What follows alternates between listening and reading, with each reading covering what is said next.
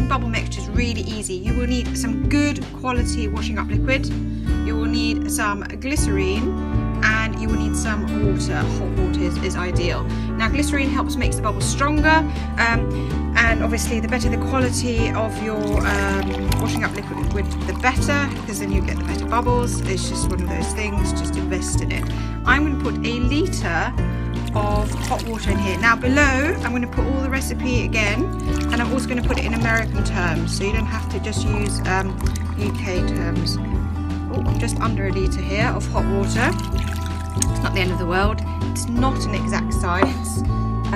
So you know, it's as much as anything, it's an approximation. Now again, I could put this and measure it out in my measuring jug first, but to be honest, I don't want to make the measuring jug dirty, and washing up liquid's quite thick and runny, so I'm going to just put it straight in. What I need is 250 millilitres, which is a cup of fairy washing up liquid. Now I'm going to look at my bottle. The bottle says 500 millilitres, so basically it means about half a bottle. So I'm going to just put in half a bottle.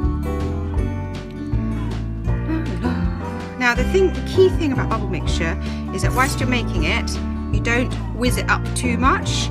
So I think that's about half a bottle.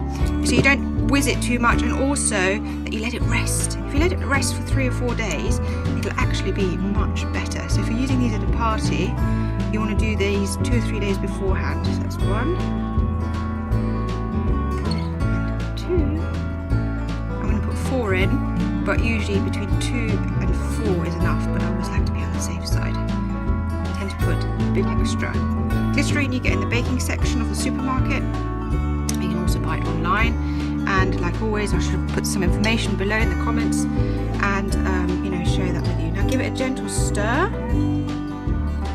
so that it all mixes up, and then let it rest.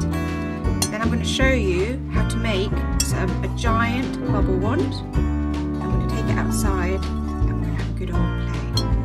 Here we go. I'm going to let that cool and rest, and my kids are going to be so excited. Right, there are 2 simple ways of making your own giant bubble wands. First one is you need 2 straws like this, and a piece of string. Now we're going to test both ways and tell you which one we think is better, so do keep watching.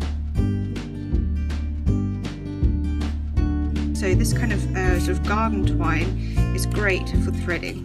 Put it through the other end, like so, because what you're trying to create just to do a bubble wand is you need a circle of some sort, anything to keep the tension of your bubbles.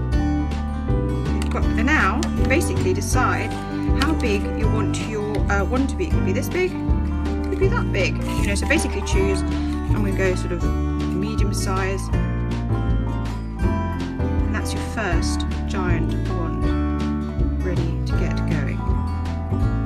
So the second method of making a giant wand is you need 2 long sticks. These are garden bamboo poles, old ones. Just for a bit of fun, we've decorated them with a bit of more. We've just done a bit of yarn wrapping, but you can use sticks from the garden, whatever, you know, sticks that you find on a walk. It doesn't really matter. And then I've got 2 pieces of string. One is 1 meter long, and the other one is 1.2 meters long. To be honest, it's not an exact science, but you do need a slightly shorter and a slightly longer one. So the shorter one, I'm going to knot to the top of my stick. So just a little knot, like so. Let me turn this around. And then do another one to make it nice and secure. There we go. And then I'm going to take the other end, put that down, and knot it to the second stick.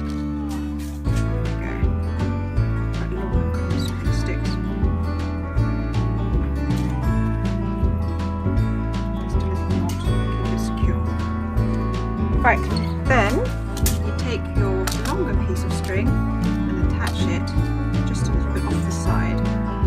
Now the reason you don't attach it to the stick itself is because the stick will otherwise break the circle. For bubble wands, basically you want a circle or like a full, you know, it can be a triangle, obviously it doesn't have to be a circle, but what I mean is you need a sort of like a circuit like you do in electricity. It's a nice neat thing. Now take the other end.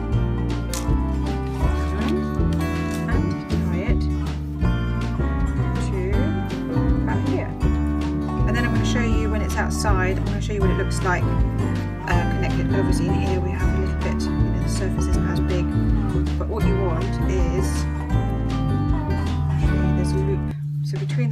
sticks. You've got your 2 sticks here.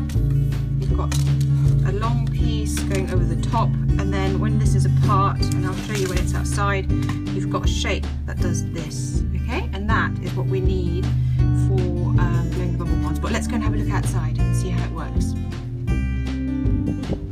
Okay, we're outside now, and you can see the 2 bubble wands together. Okay, so you can see that nice loop that goes up and across, and we're going to have a go and see